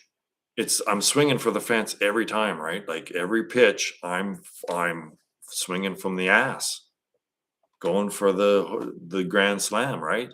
So I've struck out 1,000 times, not 1,000, dozens of times. I've missed the ball, but when I hit it, it's a grand slam. So I'm gonna, I'm really working hard on this video, this core contest presentation, and the people are forced to actually because it's a contest, right? So I'd like to think that every submission is scrutinized objectively within the peer group. So there will be a certain number of people, smart people, that should be trying to objectively understand what I'm saying. And if they do come to objectively understand what I'm saying, then that's the correct interpretation of quantum mechanics. Like that. May 15th. It could happen on May 15th. This the proper correct interpretation of quantum mechanics may be revealed to the world. Of course. All I can do is keep throwing the truth out there and just trying to make it more and more obvious and trying to make it so there's no way for them to squirm out. Right? Do you see a pattern? Uh, Hello, whoever you are. Thanks for dropping by.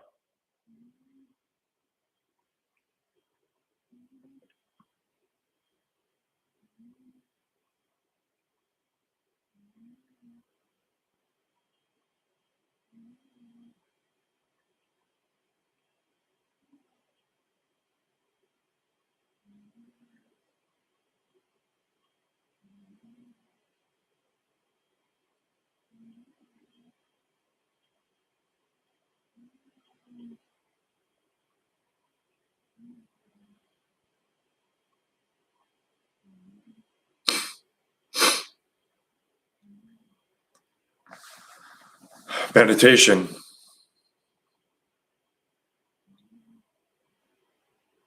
follow non-conceptuality and the one-step path. So basically, I've just followed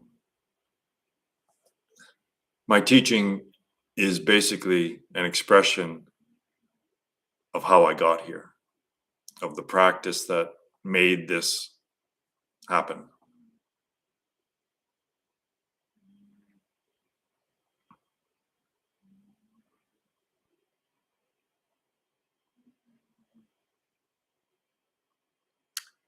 Her name is Callie.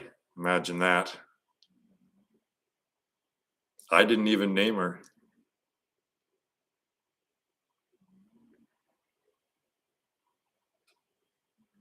You're welcome. You can thank me by adhering to the practice.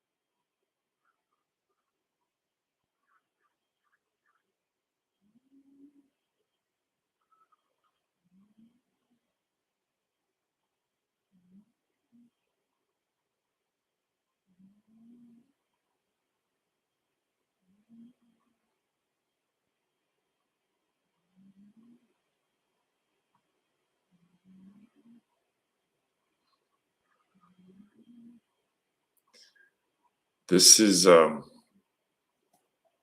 yeah, each step.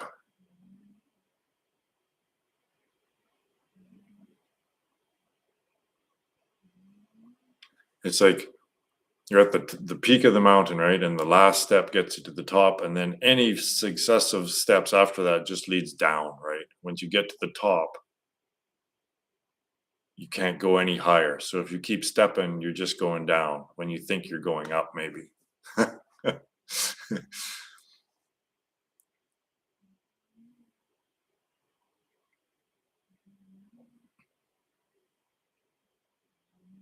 don't think that person actually stuck around to hear my answers.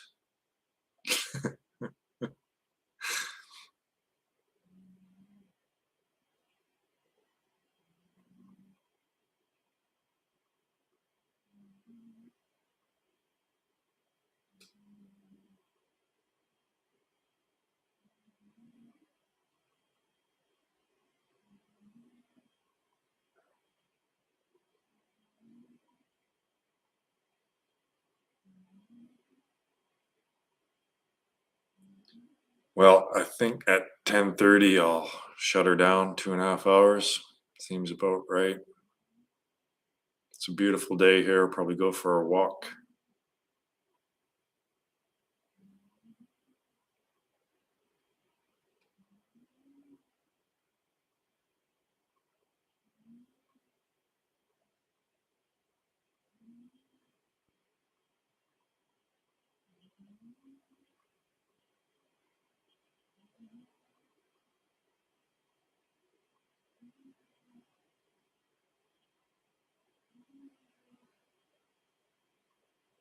I don't know. I that's it's probably not exactly on that day. That's the final day that you can submit.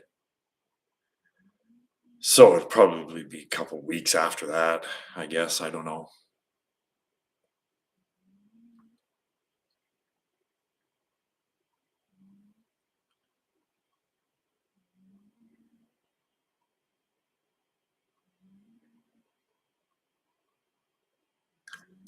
So my lake, this lake out here, didn't even freeze. It's like there's no ice. I think there's probably ice on the west side, west end. There's no ice on this lake. Like in Saskatchewan, that's unheard of. But this lake is 800 feet deep in some spots. So the climate's everything's collapsing, right? Like,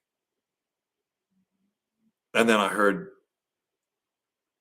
was it a geologist that was talking about the fault line that's really close to, like, off the coast of Vancouver Island, um, that it's really cracking open. The big one, but that wouldn't be the big one for California. It would be more for Seattle and Vancouver. But yeah, it's this is what the Bible was predicting. It's it just makes sense that all this ice that's melting on the continents, it's a lot of weight being shifted into the oceans, and obviously that's going to shake things up, and when that shaking is going to equate into massive earthquakes. So it's the apocalypse. We're in the end days, and everything is just finding going through chaos to find stability.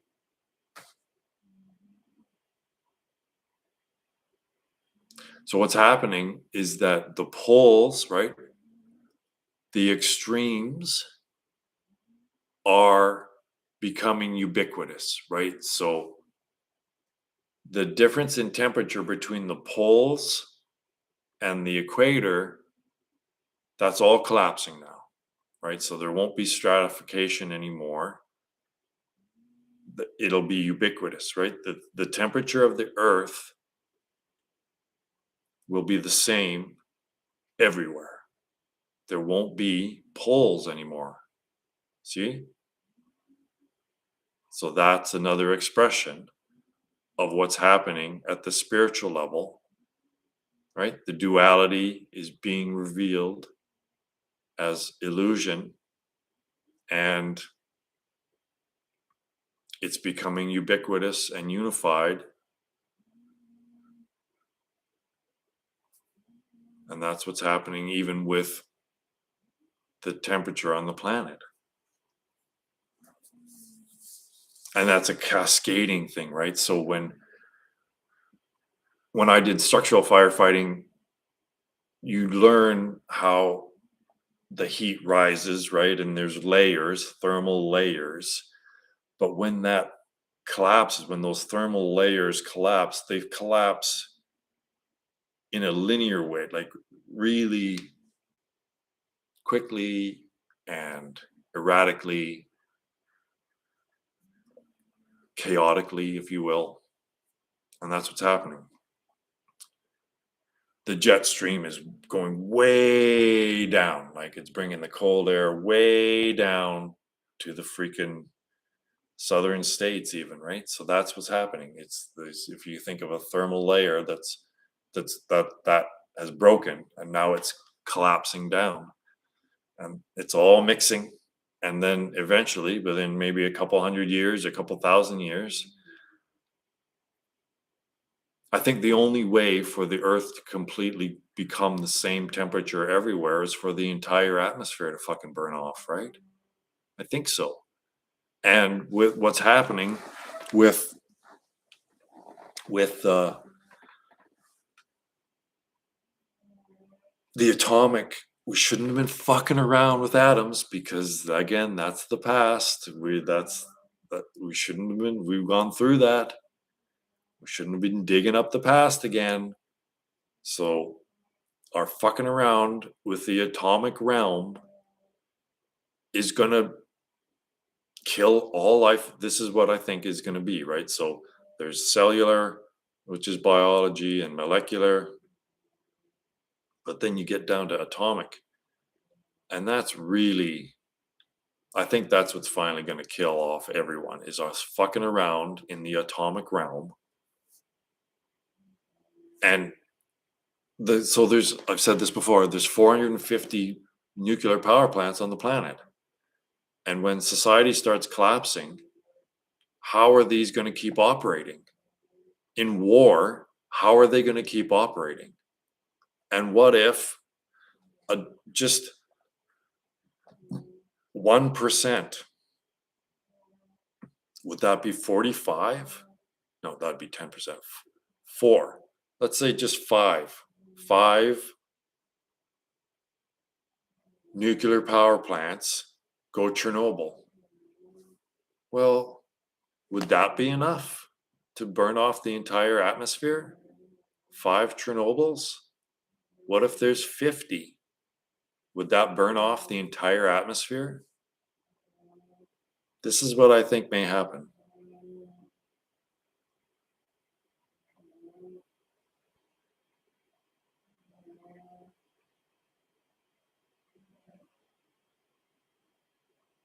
Okay.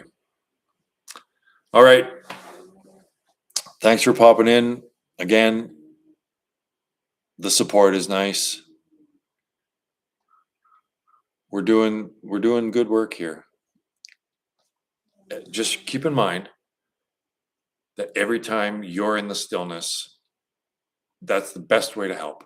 You are holding the stillness in the collective, and that's really important. If it wasn't, I believe if there are these myths that there's a certain group of people holding the shit together, right? Well, that may be it.